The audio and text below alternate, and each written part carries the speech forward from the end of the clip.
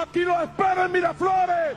So, like, I thought that was a fun meme after they just fucking yoinked a commie dictator. But apparently, some people in the media are not very happy that there was an N slur in the song and it was tweeted out by the White House's official account.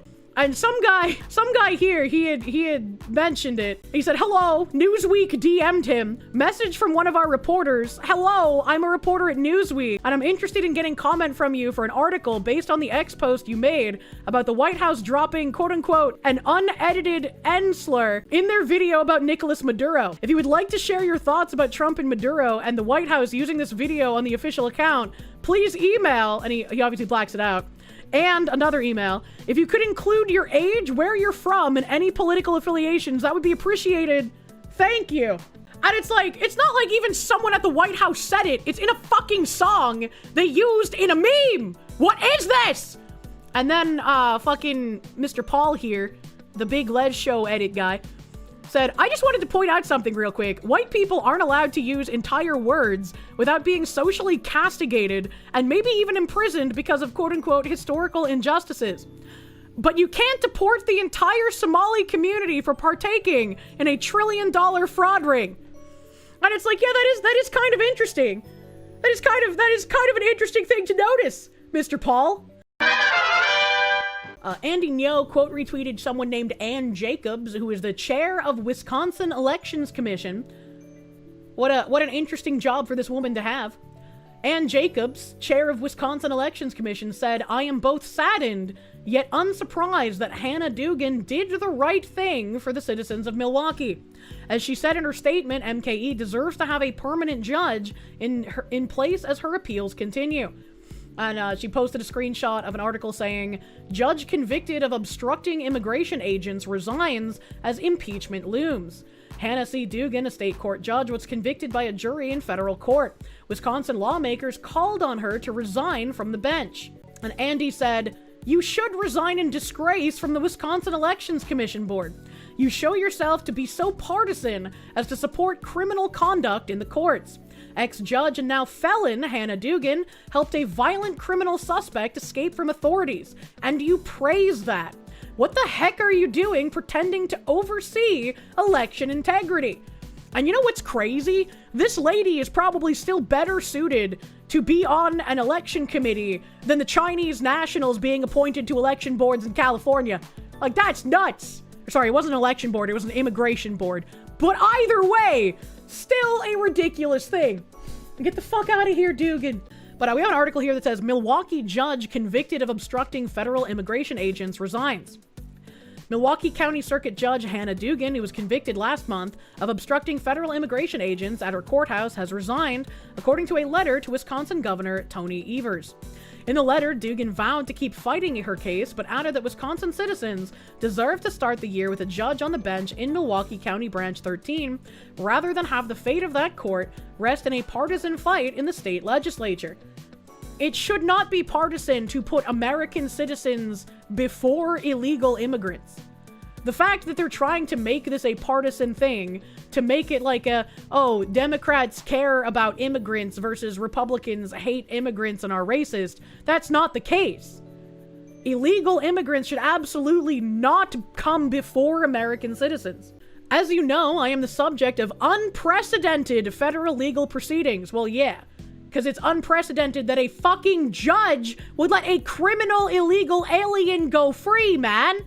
Not even, like, in the courtroom, but, like, helping him get away from being arrested by ICE, dude. Which are far from concluded, but which present immense and complex challenges that threaten the independence of our judiciary. I'm pursuing this fight for myself and for our independent judiciary, Dugan wrote in the letter dated Saturday. Dugan was accused of obstructing official Department of Homeland Security removal proceedings and knowingly concealing an undocumented man from immigration authorities at a courthouse in April. Following a week-long trial in December, a jury found Dugan guilty of obstructing federal agents and not guilty of concealing an undocumented immigrant from arrest during the courthouse incident. And I remember when we read this, there was a guy in the article, and also myself and people in chat, being like, that doesn't make any sense. How can she be guilty of obstructing the agents, but then not guilty of hiding the guy from the agents? because they kind of go hand in hand.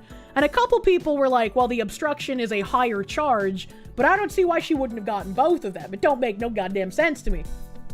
Either way, God, that is an ugly purse. Holy shit. A sentencing date has not been set, and she faces a maximum penalty of 5 years in prison. That's way too small. I really want to see activist judges face consequences for the horror that they have released upon American people. Giving them slaps on the wrist, I don't think, is going to be enough to dissuade other judges from continuing the activist streak instead of actually dealing with our laws, you know? Like, kind of fucking crazy. Treason charges, please. I would love to see treason charges in current year, man. Dugan defended her record as a judge in the letter, writing, "Behind the bench, I presided over thousands and thousands of cases, with a commitment to treat all persons with dignity and respect, to act justly, deliberatively, and consistently, to maintain a courtroom with the decorum and safety the public deserves." And now that we know that you were trying to aid and abet a criminal from being taken in by ICE and deported, it kind of calls into question how you presided over all of those cases, does it not? Kind of calls into question the exact kind of activism bias that you might have carried in all of those cases. Behind the bench, I've attended hundreds and hundreds of community events, listening to Milwaukee County residents voice their justice system experiences and concerns.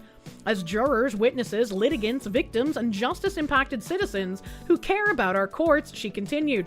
Excuse me, what is a justice-impacted citizen? What the fuck does that mean? Justice-impacted individuals in the pipeline, a national exploration of law school policies and practices. Approximately 1 in 3 adults in the U.S. has some form of criminal record, similar to the ratio of adults with 4-year college degrees in the U.S., according to Friedman 2015. Law School Admission Council, LSAC, in collaboration with the National Justice Impact Bar Association, NJIBA, developed and administered the 2020 Justice Impact Law School Survey to explore policies and procedures that specifically affect law schools' justice-impacted applicants and students, focusing on policies, practices, and services during the 2019 to 2020 academic year. 85 schools from across all geographic regions of the U.S. completed some or all of the survey. Only 2 of 85 responding schools reported intentionally recruiting students who were justice impacted. That's kind of an interesting thing, I guess, if you've been arrested and then go to law school. I guess it really depends on what you were arrested and incarcerated for. The majority of schools indicated that they require applicants to disclose felony convictions, misdemeanor convictions, felony charges, misdemeanor charges, arrests, juvenile convictions, juvenile charges, and juvenile arrests. And it says, Figure 1, disclosures required by schools for justice-impacted applicants. Okay, so those are just their disclosures. Disclosure policies are largely driven by ABA-required disclosures, not by university policies, with the majority of the responding schools requiring the same disclosures as those required for the state bar application. Based on 24 reporting schools, the average admission rate of justice-impacted applicants was 36%, and the average enrollment rate was 39%. Many schools do not track whether students are justice-impacted. What the fuck? All schools responded that they provide justice-impacted students with resources and/or assistance to navigate the state bar application and licensing procedure. However, most schools, 71%, do not provide justice-impacted students with any other specific student services or resources. I got a question. If you're a convicted felon or prior convicted felon, and you're now applying to law school and you've gotten into a law school despite your convictions, why in the ever-loving fuck would you be given additional resources over non-convicted people who are also in your school to do anything? Why would they get additional resources? That doesn't make any fucking sense. This is what they're calling ex-cons now? I guess so. Justice-impacted individual is definitely some fucking subversive speak, man. That's crazy. Only 4 schools indicated that they employ justice-impacted faculty and/or staff, while most schools reported they do not track that information. Very few schools reported that they offer training specifically addressing equitable treatment of justice-impacted students. Few schools responding to questions about employees and training reported that their respective non-discrimination policies specifically named justice-impacted people as a protected class, although none of the students' policies used that terminology. Why in the fuck would a convict be a protected fucking class? What is this? Justice impacted is a strange way to say literal criminal. They really just want to commit more crimes pretty fucking much. Justice impacted person or a JIP will be a slur in 10 years. Down with the newspeak nonsense. Yeah, this is actually fucking crazy. And this next sentence, while it is clear that additional holistic research is needed in this area, no, it's not. And I'm tired of this bridge gobbledygook of the holistic approaches to DEI. Stop it. This is ridiculous. Stop it. Get some help. The results of the survey, the first national survey of its kind, show that there also needs to be more intentional tracking of and more education about justice-impacted individuals in the law school pipeline. No, we're not doing that. You're getting called a slur. If there's somebody who had like an arrest for having an ounce of weed on them, I don't give a fuck if they go to law school. I give a fuck because that's not what I'm thinking about when I read this DEI equitable fucking shit. I'm thinking about people with like a rap sheet as long as whatever the fucking guy's name is that killed Irina Zarutska. I'm thinking about the people who have been arrested and released after setting city halls on fire. I'm thinking about the people who may have sexually assaulted or murdered somebody, because the people running our justice system are actually fucking insane. This will require a collective effort involving multiple legal education and legal profession stakeholders, another red flag, in order to influence the policies and practices that, although well-meaning, have created sometimes insurmountable barriers to justice-impacted law school applicants. Good! Those barriers are probably insurmountable for a fucking reason! What do you mean? Evaluating law schools' policies and practices is crucial, given that the literature shows they might be perpetuating a system that disproportionately disadvantages law school applicants of color. Isn't that kind of racist? Isn't that kind of racist to say that justice-impacted individuals would be majority school applicants of color? Isn't that? That feels like it'd be kind of racist to me. They said the quiet part out loud. The survey results indicate that the first step stakeholders in legal education can take to address existing inequities is to provide law schools with more up-to-date information about justice-impacted individuals, to work with schools through education and action to begin breaking down the stigma surrounding justice-impacted individuals, and to begin evaluating current practices and policies that impact justice-impacted individuals. They just used that same phrase like 3 times in one sentence. I hate this shit. Impact justice-impacted individuals' journey to law school and acceptance to the bar. With this report, we seek to begin a national conversation to inform diversity, equity, and inclusion efforts with the intention of increasing access to law school and beyond. If you have any questions about this brief, please contact Liz Bottomer at ebottomer@lsac.org. That's crazy. That's fucking crazy, man. Being a felon should be stigmatized. This is beyond insane. What the actual fuck am I reading, bro? This is from Working Nation Discourse. Millions of Americans are considered justice impacted, but most were never behind bars.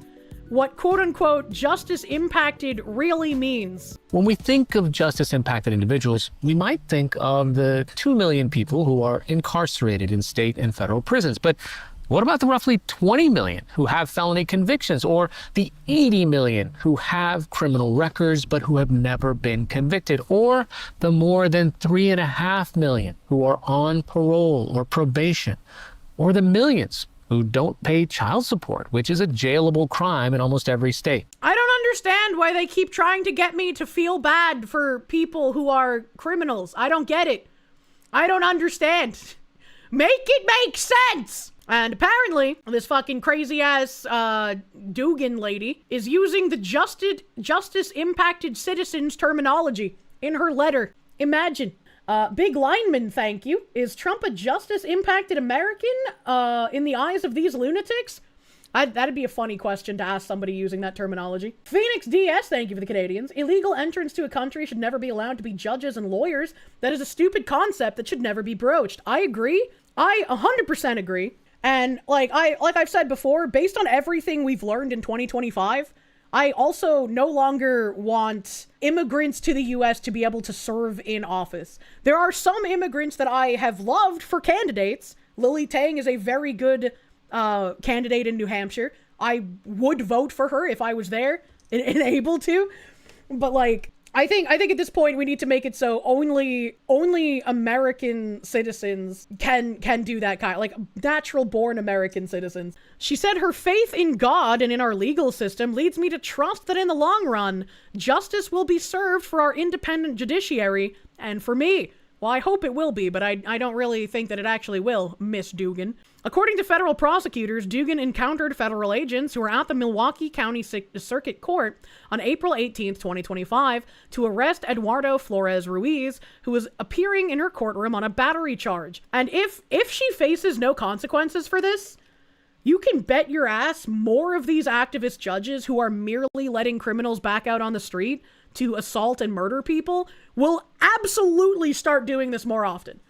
If they're like, if the only thing that happens to me is I get like some kind of probation, why would I not do this according to my principles? Prosecutors say that after speaking to the agents, Dugan directed them to the chief judge's office down the hall and then sent Flores Ruiz and his attorney out a non-public door in an attempt to help him evade arrest on immigration violations. Flores Ruiz was ultimately captured outside the court building after a brief foot chase and then later deported. Good! The Wisconsin Supreme Court had suspended Dugan in the wake of her arrest, stating in an order that it found it was in the public interest that she be temporarily relieved of her official duties. We should all have a restriction that only people who have been citizens for 18 years or more and under senior citizen age should be able to vote. I have no idea how we would fix our voting snafu that we find ourselves in. DoorDash's CEO blasts appalling claim that a major delivery app gives drivers a desperation score. I would fire anyone who tolerated this. DoorDash's CEO has slammed social media claims that a food delivery service is rating its drivers based on their desperation for work, saying he would fire any individual that thought that was acceptable. The co-founder and CEO of San Francisco-based DoorDash shared a screenshot of an unverified Reddit post made 4 days ago, in which an anonymous user claiming to be a developer for a food delivery company makes allegations about internal practices. Do you see just how crazy this sounds? Right? Like, again, if someone like Linus had showcased it and it was getting larger and couldn't be ignored, it makes sense to respond to it. But even the way that it's framed in this article is just like, what the fuck are we doing here? What the fuck are we doing here? The legitimacy of the post is up for debate, having gone somewhat viral on the social media platform. I guess technically, yeah, Reddit's a social media platform, but what? I've never heard it called that. It was then declared a hoax by tech and democracy site Platformer. Really? But by then, it had already garnered the attention and denunciation of one of the CEOs leading the pack in the food delivery space. Casey Newton, debunking the AI food delivery hoax that fooled Reddit. A whistleblower tried to corroborate his viral post with AI-generated evidence. This is how I caught him, plus Grok's image generation crisis, and the rapture over Claude Opus 4.5? Holy shit, that's so long. I was hoping there'd be pictures here, but there's not. It says, I confronted the whistleblower and said I would need to know his name and see a LinkedIn profile before we continued. That's okay, bye, he wrote. A few hours later, he deleted his Signal account. I mean, to be fair, if a journalist contacted me and they were like, in order to take anything you say seriously, I'm gonna need your real full name and like your work history and all of this information that would be found on a LinkedIn, I would also say, yeah, no shot, bro, and then never talk to them again. I ain't trusting no journo with my info, yeah, right? The Reddit user claimed an unnamed delivery service holds weekly meetings in which product managers discuss how to squeeze more out of human assets. They're delivery drivers. They talk about these people like they're resource nodes in a video game, not fathers and mothers trying to pay rent, the post claims. The user, who said that they had recently quit their role and made the post on a burner laptop from a public library, which I said was very weird because a burner laptop's not gonna fucking help you if you're one of a small group of people that knows this shit is going on. Like, He alleges drivers are given a desperation score depending on their behavior at work. The hidden metric supposedly flags drivers who accept low-value garbage orders without hesitation, and then prevents them from viewing higher-paying orders. Other unverified claims include that priority orders are no faster than timings on what were previously standard orders. I mean, to be fair, this is why I never bought the priority order. Like, in my mind, when they started giving you the option to pay more money for a priority order, I was like, I don't think it's ever actually going to be priority. They're just going to take money and make you think your order is prioritized.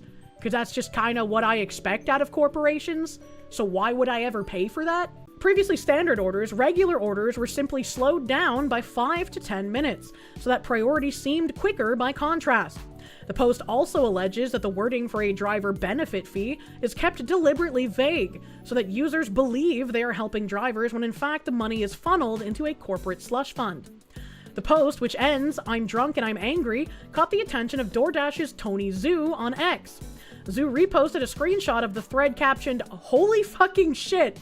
Zhu replied, "Holy fucking shit is right, this is not DoorDash, and I would fire anyone who promoted or tolerated that kind of culture described in the post below." I think this is the one that I might have read. Why would you repost this as the CEO of DoorDash? Yeah, I'm pretty sure this is the thread, or this is the person that I read when I read it on stream. And it even has a fucking community note. OP shared a Gemini-generated image of an Uber Eats badge with a reporter in order to confirm his employment, which along with several other signals using library Wi-Fi for OPSEC, I also said that was weird, a dubious research paper provided indicates this experience is likely a fabrication, and they link that platformer article that claims to debunk it. Pretty sure it's Uber Eats, right? Oh my god. Ask not why this was made, nor by whom, ask why it was considered so believable by so many millions. Oh, that's that gay guy. I remember that guy. I've driven for your app. You 100% do all of these things? Oh my god. Hey Tony, that's great to hear. Can you also confirm that my higher tip doesn't just offset an otherwise higher amount paid to Dashers for the order? Man.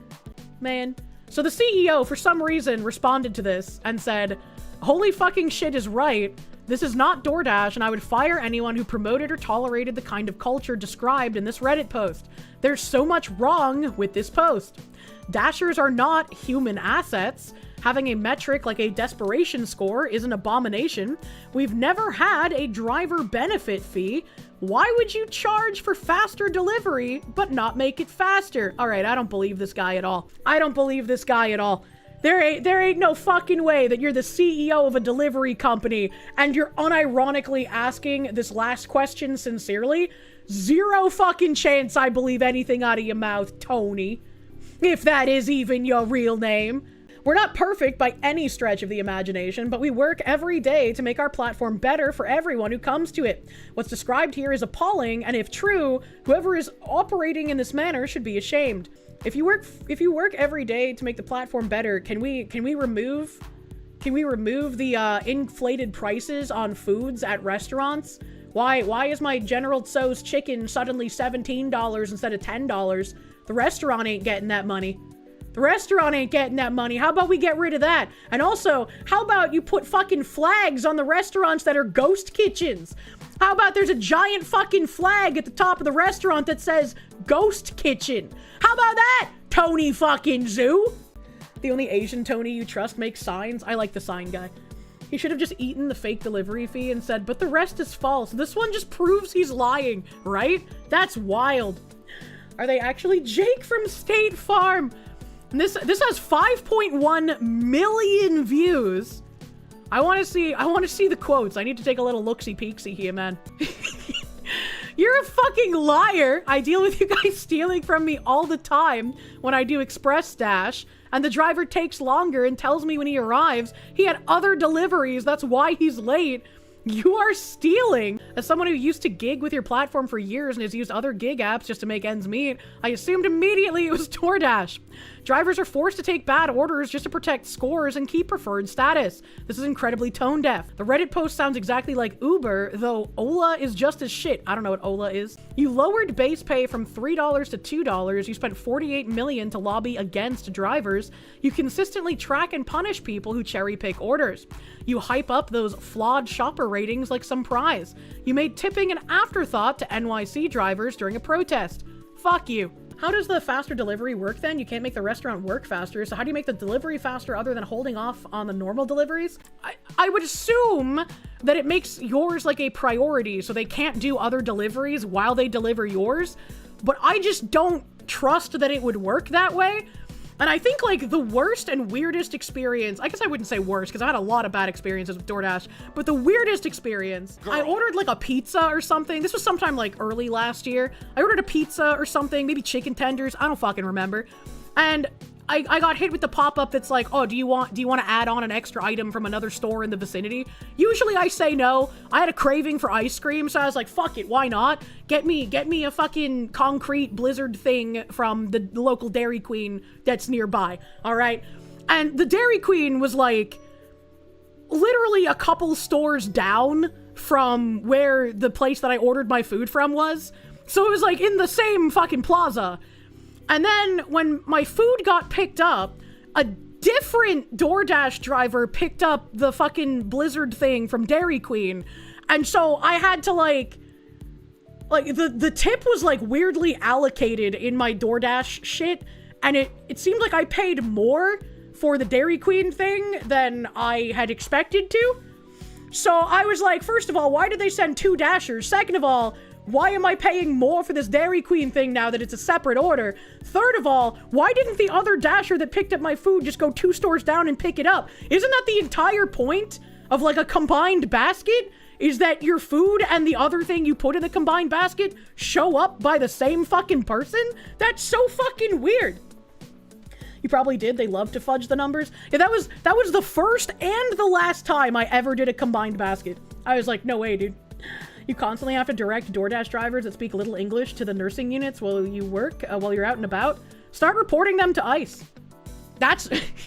I haven't had delivery since that last time, but like, I have been invigorated. If I end up getting delivery drivers that literally cannot speak English, I'm just gonna make a report to ICE. Zoo, worth $2.7 billion according to Forbes, continued, Dashers are not human assets and having a metric like a Desperation Score is an abomination. What's described here is appalling, and if true, whoever is operating in this manner should be ashamed. Fortune contacted DoorDash for further comment. Legislation is slowly catching up to the pace at which food delivery services have taken off in recent years. For example, in California in 2026, it will now be unlawful for a food delivery platform to use tips or gratuity to offset the base pay of the person delivering the food. The law AB 578 also requires a food delivery platform to disclose to delivery drivers an accurate, clearly identified, and itemized breakdown of the pay received for a delivery, including the base pay, gratuity or tips, and any promotional bonuses. Interesting. Titled, My Partner and I Have Been Together for Nearly a Decade, but we still live apart. It's been great for our relationship. And I was like, hey, that's really weird.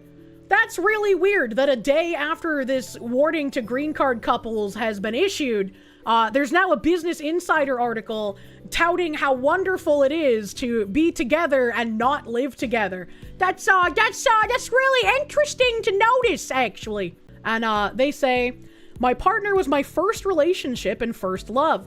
I thought he would remain simply first, but we're happily in love 9 years later. The fuck? Yet there's one big milestone that we haven't reached, our first time living together. Unlike most couples, we've never shared a space for more than a few weeks. People are always shocked when they hear how long we've been together. The first question they usually ask is, why hasn't he proposed yet? Their eyes widen even more when they find out I'm not going home to him. We feel great about our living dynamic, though. Living apart has helped us maintain that same spark at 27 that we had when we met at 19. Long-term relationships and marriages are work and effort.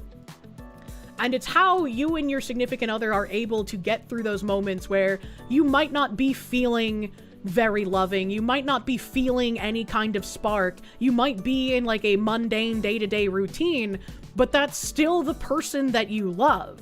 You don't trade them out like some sort of gotcha FOMO, you know? You trying to make the case that like you should live apart and it's good for you to maintain a spark in your relationship is wild to me. We met in our first year of college when we both lived on campus, but in different accommodations. When we moved back home at 21, 3 years into our relationship, we continued living apart for practical reasons. Our goal was to live with our families until we saved up enough money to buy a more permanent home. This is reasonable. This is reasonable and makes sense and is actually financially responsible. It makes complete sense to just like, okay, we can't really afford much. Instead of wasting money on rent, let's just live at home and save money for a house. That is sensical. At first, I missed my partner a lot and living with my parents felt a bit claustrophobic. After the initial adjustment though, I began feeling happier than ever. My family and I have always been close, but staying with them as adults made us cherish each other even more. The dynamic started to feel great for my romantic relationship too. We realized that living apart helped us date with more intention. Is this like some low IQ shit where like, if I see you every day, I'm not gonna want to actively do things with you? Like what the fuck am I reading?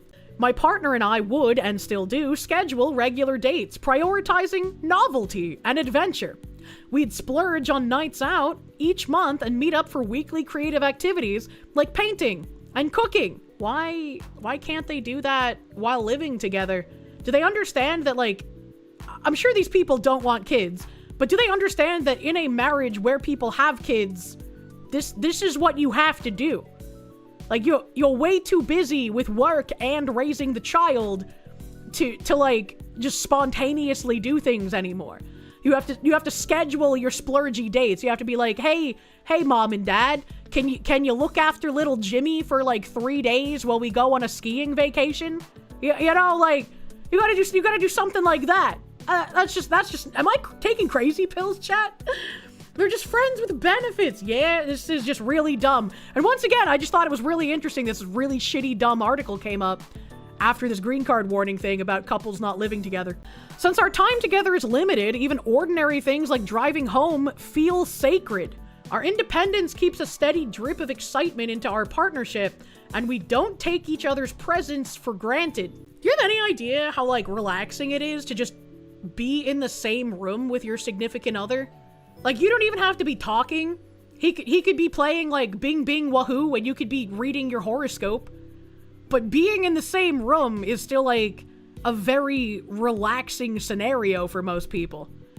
Like, there is something to be said for being in the same room and just doing your own thing while you're in the same room. And it's weird to say that things like driving home feel sacred.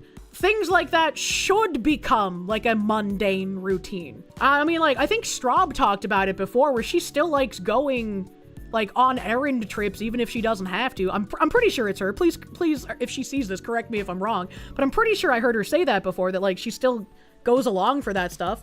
And there are people in my chat who talk about like their wives don't have to come with them when they do certain things, but they do because sometimes they just like spending the time together. I don't understand this logic these people are using. It's like a weight off your shoulders. Yeah, it's nice. And the comfort of being in the same room as the fox versus the concern of her chainsaw snoring and pterodactyl screeching. True. The best relationships are the ones where you are busy, content being in each other's presence, no conversation required. Oh, 100%. 100%.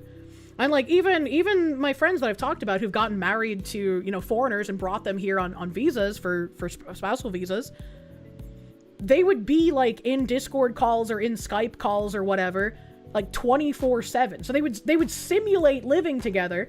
Like my friend would like leave and go to work and leave her call on. If she lost internet, that's like the only reason the call would end. He would go off to like college, or he'd go out and do errands and leave his call on. Like they would just go about their day normally, but they would leave their call open because it was just like a comforting thing to like, oh, they're there, they can come back at any time and just like say, hey, I'm back, you know? 6 years into our relationship, we were almost ready to move in together. Then my family life abruptly changed and our circumstances shifted again. Losing my dad reshaped my priorities. What? When my dad unexpectedly died 4 years after I moved back home, I had a new perspective on my choice to live with my parents after college. I was angry at the world for cutting my time with him short, but my one salvation was all the time that we had spent together. If I had moved out after college like I originally wanted, I never would have had these extra 4 years with my dad. I think this is a little weird. Like, I lived in Georgia for quite a few years away from my family, and I definitely want to move back. I wouldn't want to move in with them, but I definitely want to move back to their area. And if you want to spend time with your family, there's nothing that says you can't live near them. So I don't really understand this mentality. And also, once again, it's not just your family that can die at any given moment. Your significant other can as well. So like, what if your significant other has like a car accident and they end up dying? Would you then regret that you hadn't moved in with him? Just because he's younger doesn't mean that an accident can't happen. Now, it's been 1 year since I lost him, living with my mom and sister, and leaning on them for support. It has been bittersweet, but invaluable, even if it means my plans to move in with my partner are once again on the back burner. We'll move in together someday, but we've learned not to rush cohabitation. Didn't she say they've been together for like fucking 10 years or some shit? Yeah, nearly a decade. Yeah, nearly a decade. What is she talking about? This picture looks like AI. This picture looks like weird AI, like, marketing propaganda. 1, 2, 3, 4. Well, she has the right number of fingers. She has the right number of fingers, and I don't know what else to look at to see if something is AI. He's got a weird bulge on his hand, though. Weird hand bulge. Current AI gen does fine with fingies. The whole article feels like some sort of psyop. Oh no, the article is definitely a psyop. Her forearm looks funny. It does look kind of tiny, but it's probably just because of the glasses there. Picture looks like an editor that says, we need a picture of a diverse couple. A dirty white t-shirt versus nice dress. Also, yeah, that is kind of weird. I mean, like, this person's wearing, like, a sweater, but they have a collared shirt underneath it. And they look like they're in a really nice, I don't know, hotel area or some shit, maybe? I don't know. But he's, like, in a white t-shirt and what looks like some sort of like, not khaki material, but like, not jeans either. And then she's in like a dressy dress. I don't know, that feels a little weird to me. Now, I've finally saved up enough to buy a home, but I'm still not sure if it'll be the place I share with my partner. What the fuck? That's really delusional. If I'm together with someone for like almost a decade, and I want to live together with them, not only would I want to discuss buying a house with them, but I would want them to come to the houses with me and have like a say on the house, right? Because it's like, if we're gonna be living together, it might be like my house, but it'll be our home, right? She says, I've developed a different dream, securing a place for my mom and sister. My partner even suggested moving in with us and living as a unit to help us navigate our newfound fear of loss. I could understand if you had enough money to buy yourself a home and your mother a home. That makes sense. A lot of streamers do that once they start making the buku bucks, right? But I think you should focus on yourself first, buy a home for you and your significant other, and then a home for your mom and sister. I don't think I've seen, like, the mother-daughter way too intertwined like this. Usually it's like mother-son. Brother's got family cucked by her family. I don't fucking know, man. What are the odds is 100% made up? Probably pretty high. Some may say we're delaying the inevitable, or that we can't know if we'll last if we don't live together. To that, I always say that cohabiting doesn't fit our lives yet. Life is as full of uncertainties as it is short. I found this out the hard way with my father. Does she not, like, it makes me angry that she doesn't seem to understand or doesn't seem to care that her significant other can also just die at any time, right? Like, what? Not only are we grateful to have nice places to live with our families as we wait for the right time to move in together, but by letting go of expectations, we're still in the honeymoon stage, almost a decade into our relationship. That's not good. That's not a good thing. And that's not something you should strive for either. You need to become comfortable with your significant other. That comfortability is a good thing. One day we plan to live together, get married, and start a family. For now, though, we're building a partnership that keeps us close to both each other and the people we love. And once again, like other people are saying, this is a Sloppa article. I was not originally going to read this because I was like, this is 100% propaganda. This is retarded, and no individual should look at this and think it's a good thing to do. But then I found this green card article, and I was like, hold up, that's suspicious. That's suspicious. And then I looked at the dates, and the green card article about how married couples should be living together was on January 5th, and this propaganda article was on January 6th. If they can normalize, similar to how people try to normalize like polyamory and nonsense, if they can normalize being in a long-term relationship without living together, then that becomes one less accurate fraud check for the green card stuff. Audio only. It's almost not even believable. This very stupid, low IQ governor, he's a very stupid man, because, I had a campaign against him with JD, and he's a stupid man, and he's a corrupt politician, and the Somalians are ripping off our country to the tune of, looks like $19 billion, but that's only what they can find. So usually when you're looking at 19, that would mean it could be 50. But the numbers are astronomical. They are. They're Think fucking crazy. They have a dead country. They don't have government. They don't have anything. They don't have a military. All they have do is Jubba run land, around shooting people and trying to capture ships. We don't let them take ships anymore. You know why? We use the same exact missile on them that we use on the drug carriers, and it's very effective. So you notice there's nobody capturing ships anymore? Because as they head out to go capture the ship, and the ship doesn't want to fire back because it's very flammable stuff in many cases. And the insurance companies don't want, because they build $1 billion ship, and they don't want anybody firing rockets into the ship.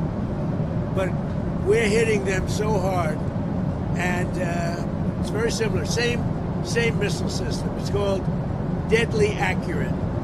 And do you notice that ships aren't being taken anymore? The pirates are. That's right. Don't touch our The boats. pirates aren't. Well, no. No Somali pirates. It's actually very easy. They head out. We say, guess what? There's pirates. Bing. That's the end of the pirates. The shipping business is coming back, because see, these are little things that we're doing, and I'm doing it not just for American ships.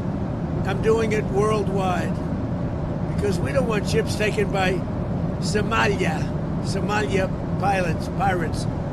But what they are doing is they're stealing money from the American taxpayer.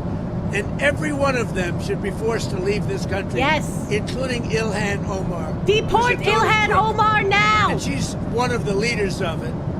Not the only, because she's not that smart. But think of it. $19 billion at least they've stolen from Minnesota and from the United States. It's actually more from the United States, because Minnesota puts in, and we're not going to pay it anymore. We're going to have Waltz go pay. We're not going to pay them, and we're not going to pay California, and we're not going to pay Illinois with that big slob of a governor that they have. The big slob of a governor!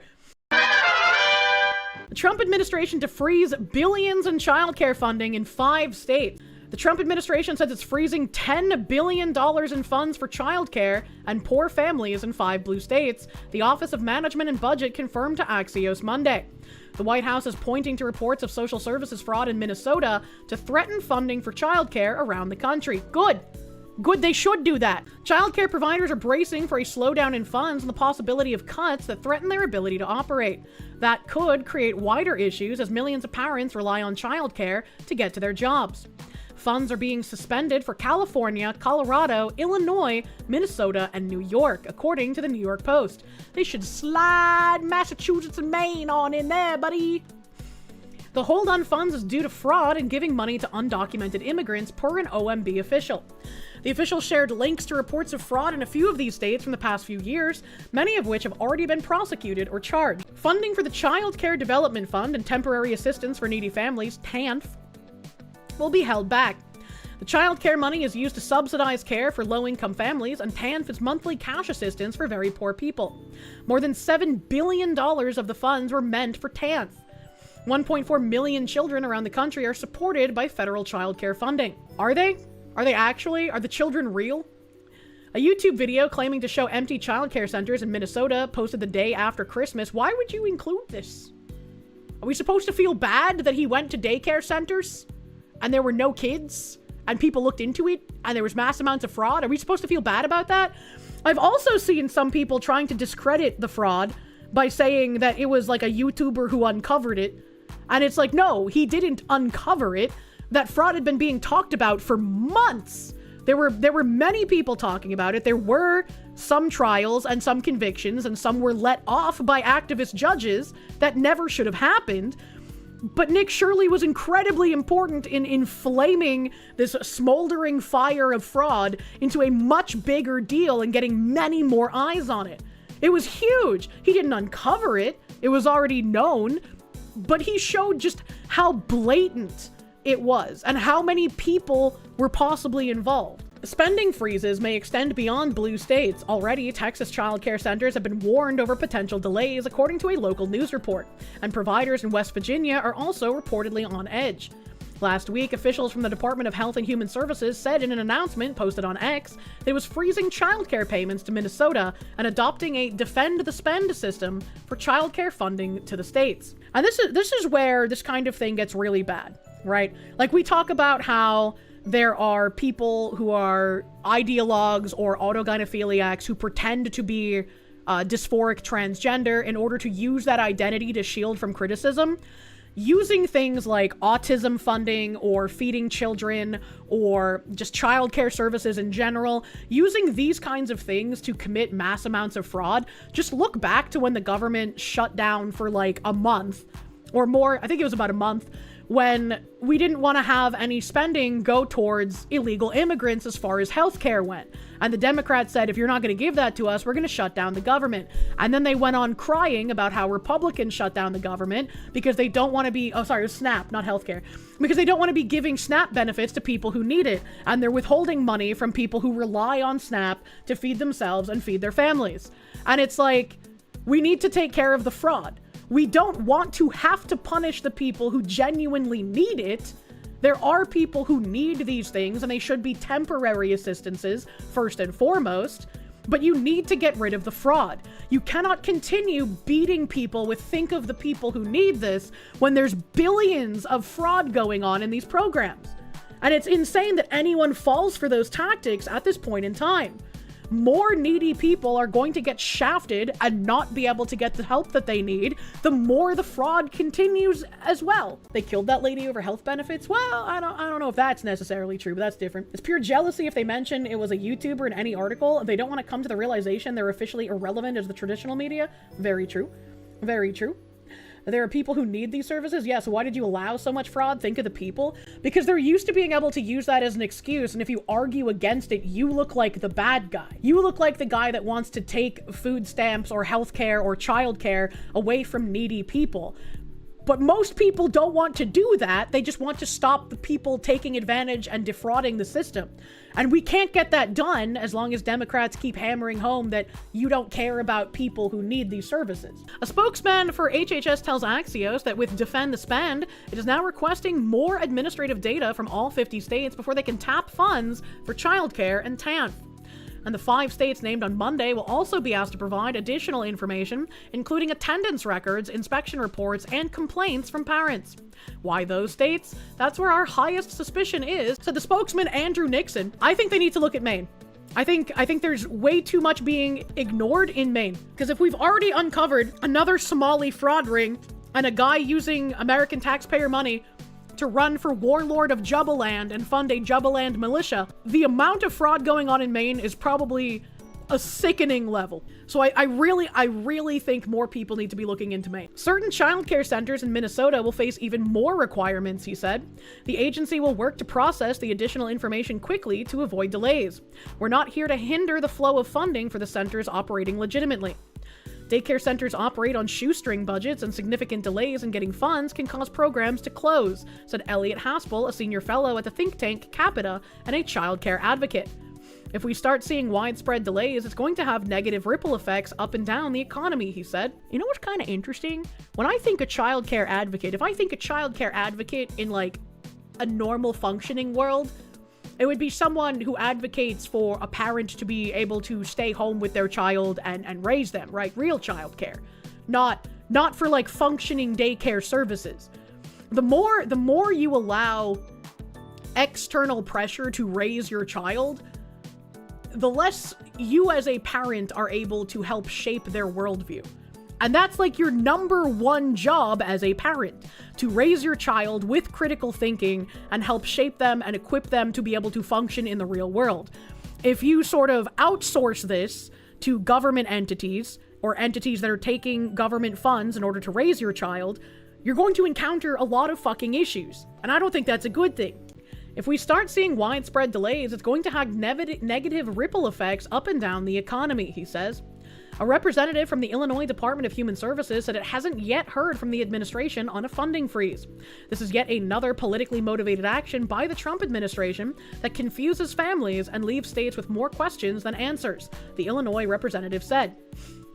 This isn't politically motivated action. This is actually trying to protect American citizens from their tax dollars being used in fraudulent manners.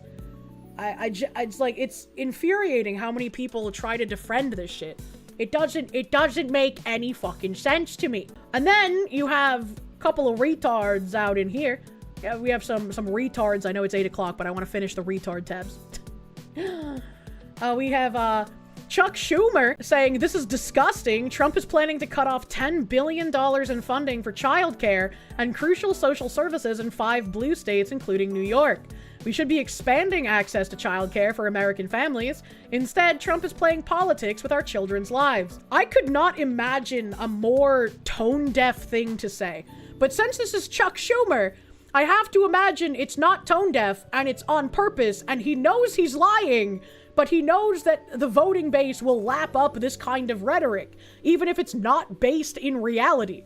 He's lying. He knows he's lying. We know that he knows that we know he's lying, and yet he's not going to stop. They're full of fraud, you fucking dickweed, Schumer.